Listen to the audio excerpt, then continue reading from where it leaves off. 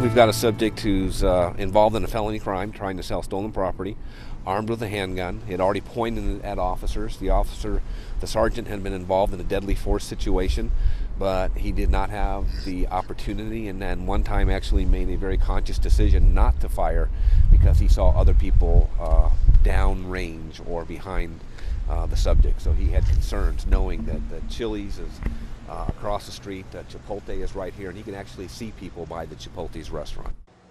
The scene started here at the music go-round. It includes running on top of buildings, across buildings.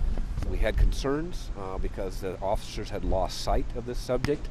We were worried about if he had made it into the Sheraton or had made it into Chili's or to a large apartment complex that's located just north of Manal and Mesilla. The officers were very clear and distinct that they could definitely see that the subject was armed with a handgun.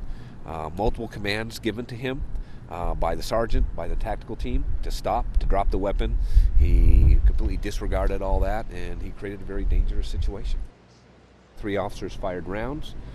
This is a multi-jurisdictional response and investigation, so it will be done accordingly. Those 3 officers will be placed on administrative leave as per the new policies, pending a debriefing that will be attended by myself as well. Do not know how many rounds were fired. Again, he was transported to University Hospital, so he passed away at the hospital. So the OMI has taken custody of the body, so they'll do their investigation. They will let us know that. A handgun was recovered after he was shot by officers. He was still holding the firearm in his hand with his finger on the trigger. It had to be removed from his hand by those officers.